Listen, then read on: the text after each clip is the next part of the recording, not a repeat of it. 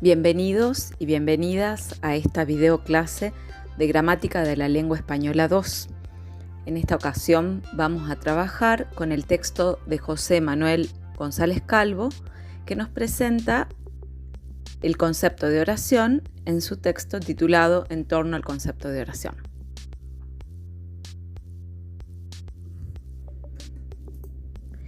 El punto de partida de este autor es presentar como una problemática la necesidad de definir nuevamente el concepto de oración, ya que todavía no hay un acuerdo terminológico entre los lingüistas que han intentado definirlas. Entonces, lo que él va a realizar es como un estado de la cuestión, un resumen de todas las concepciones o definiciones en torno a este concepto. También plantea la necesidad de ponerse de acuerdo con respecto al término, ya que la oración constituye una unidad de análisis fundamental.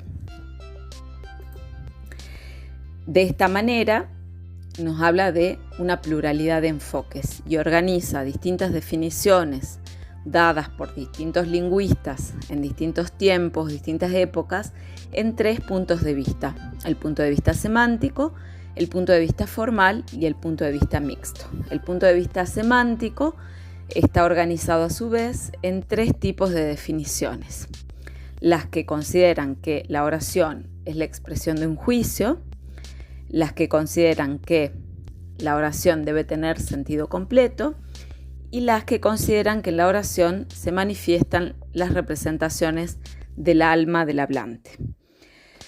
Desde el punto de vista formal también se organizan las definiciones en tres tipos: las que prestan atención al carácter morfológico del verbo, las que atienden a la oración como una unidad sintáctico-funcional, y las definiciones que prestan atención al aspecto prosodémico o de pronunciación, que tiene que ver con la oralidad.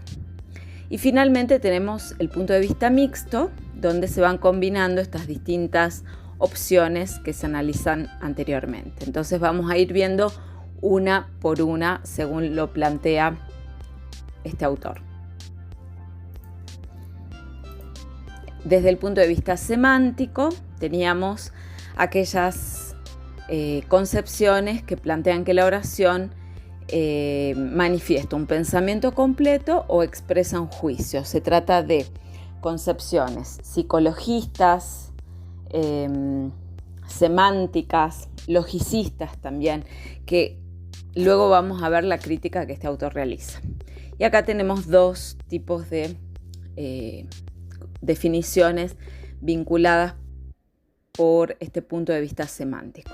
El de Priciano, que dice: la oración es una ordenación coherente de palabras que expresa un pensamiento completo, y la de la Real Academia Española de 1931, que esta concepción ya se modificó, pero que decía que la oración gramatical es la manifestación oral del acto de entendimiento en virtud de la cual afirmamos una cosa de otra. Sujeto y predicado son los elementos básicos. También, desde este punto de vista semántico, decíamos, están las definiciones que le atribuyen un sentido completo a la oración, como Dionisio de Tracia, que plantea que la oración es la reunión de palabras con sentido completo, o la idea de que la oración es un símbolo de la combinación de varias representaciones. ¿Qué observaciones realiza este autor en relación a estas distintas concepciones? Considera este autor que en este tipo de definiciones solamente se presta atención a las oraciones declarativas, es decir, aquellas que dicen algo de algo. Y de manera irónica nos plantea que no siempre las oraciones tienen este sentido de decir algo sobre algo, sino que a veces las oraciones solamente dicen algo, o a veces preguntan algo. Él observa que es como una exigencia forzada esto de querer que exista como un isomorfismo entre las relaciones sintácticas y las relaciones semánticas, que es como una exigencia forzada, que no se puede obligar a la lengua que siempre diga algo de algo, lo que decíamos recién. No hay una simetría entre lengua y pensamiento, si bien la lengua es un instrumento mediante el cual representamos la realidad como una especie de interfaz entre la mente y el mundo. No hay un isomorfismo. El significado de la oración no es la realidad mental ni la realidad extralingüística, sino la función de los signos y las construcciones. La otra observación es que la oración nunca tiene un sentido completo, siempre necesita el contexto en el que fue dicha, el contexto extraoracional, el contexto textual, es decir, en qué texto se inserta esa oración, y el contexto pragmático, que sería la situación de uso de ese texto en el que se insertó esa oración. Y finalmente concluye diciendo que considerar estos aspectos solamente no alcanzan para definir a la oración, porque los mismos criterios servirían para definir otras unidades de la lengua. Desde el punto de vista formal, se han planteado definiciones en relación al carácter morfológico, es decir, a la presencia del verbo conjugado dentro de la oración. De esta manera tenemos una definición que dice que la oración es un conjunto formado por un verbo en forma personal y elementos relacionados con él.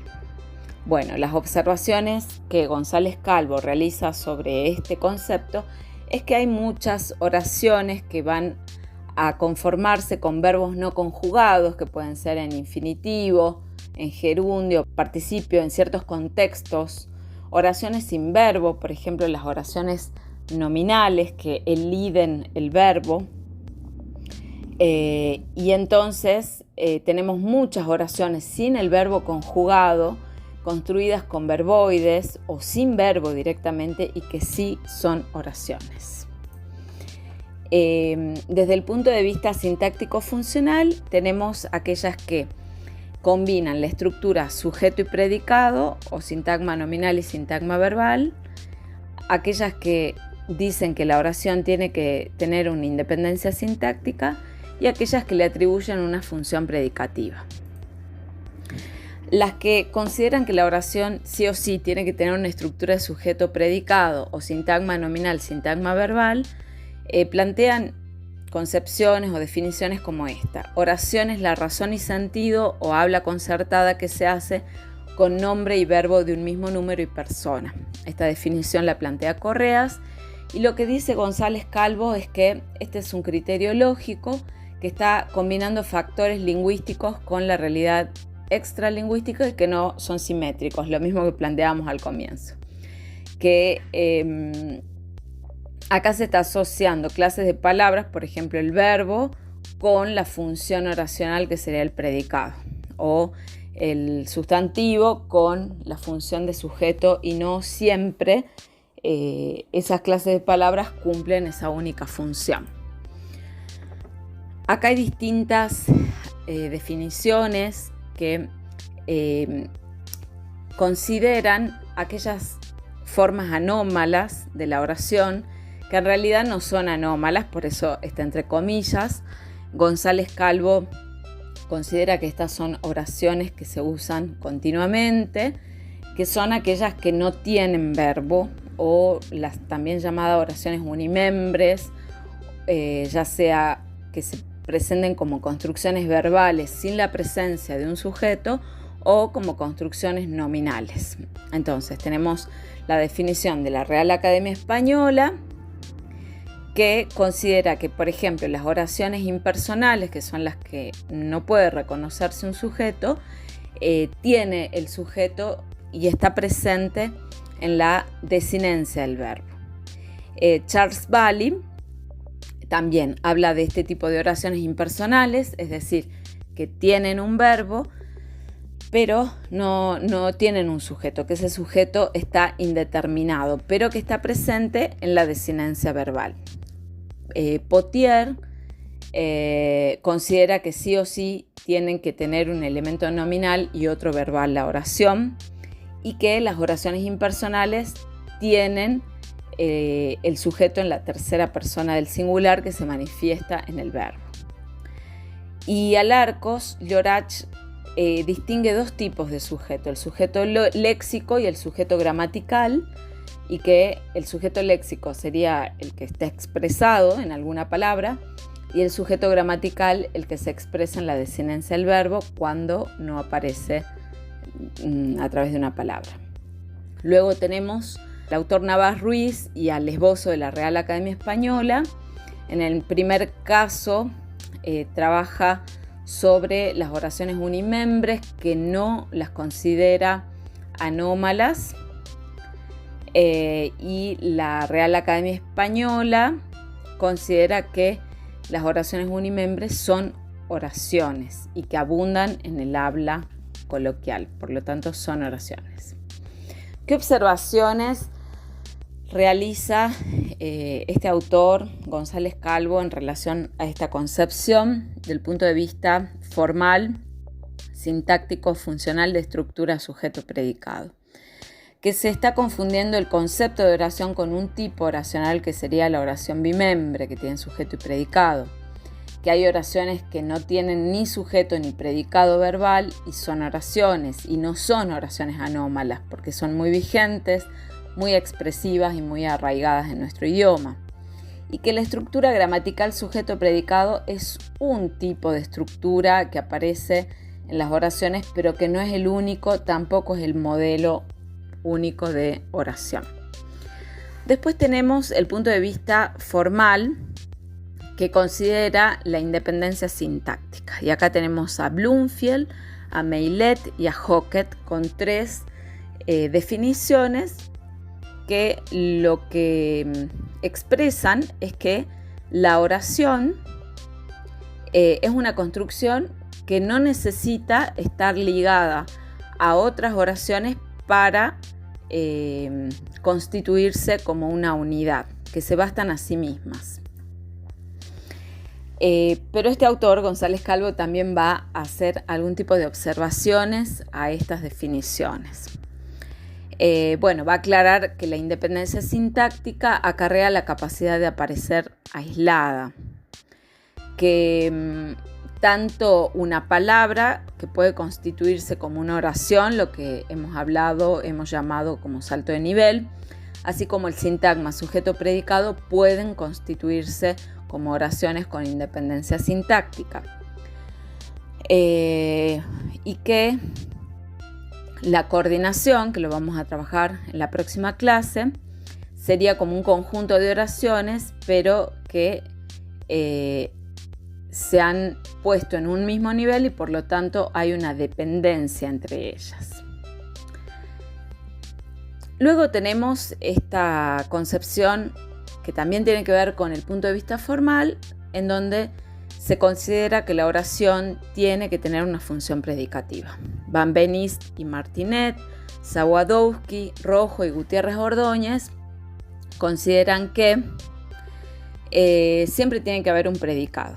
Es decir, siempre tiene que haber siempre la oración tiene que predicar o decir algo.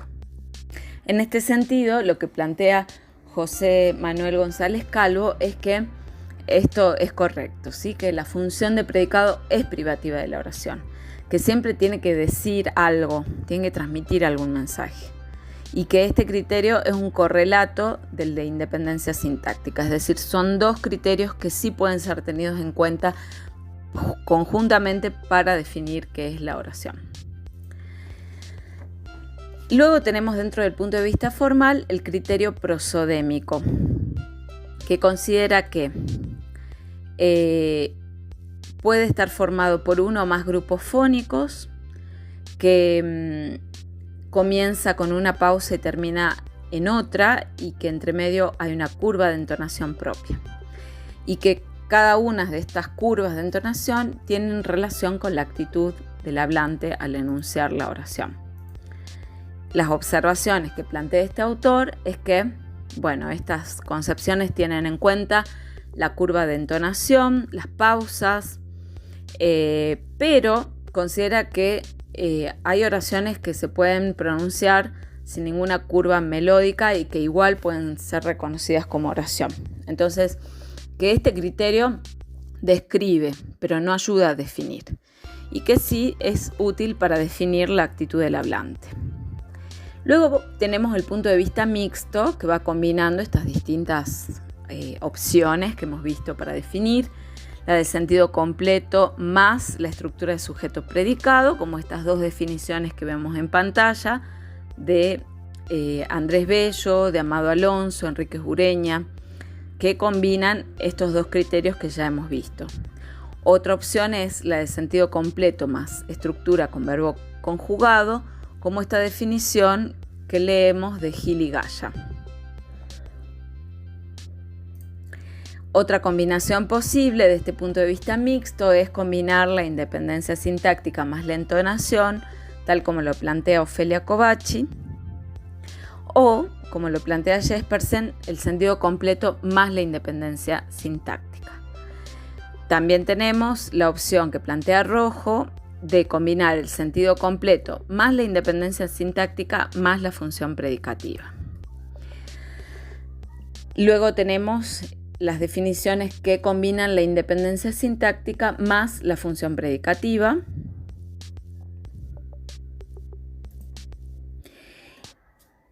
Y tenemos esta última conclusión que nos plantea el autor, que en el sistema lingüístico siempre existen zonas de transición, no límites tajantes, y esto que pudiera parecer no científico es precisamente lo que proporciona operatividad y vida a la lengua. Un sistema lingüístico no es científico ni acientífico. Lo científico o acientífico será el método puesto en marcha para explicar el sistema.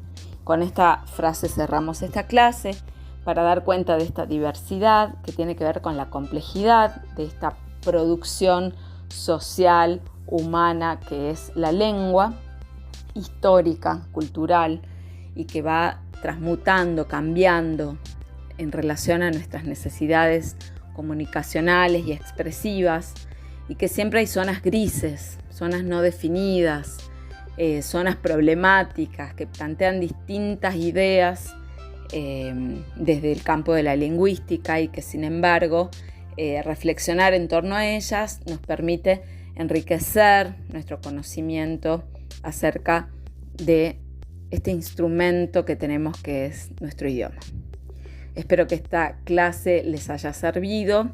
El siguiente paso va a ser que ustedes puedan elaborar un propio concepto en base a todas estas opciones que nos plantea el autor, tanto como criterios posibles para definir y describir a la oración, como desechando aquellas que han sido como criticadas dentro de este texto. Los espero entonces en la próxima videoclase.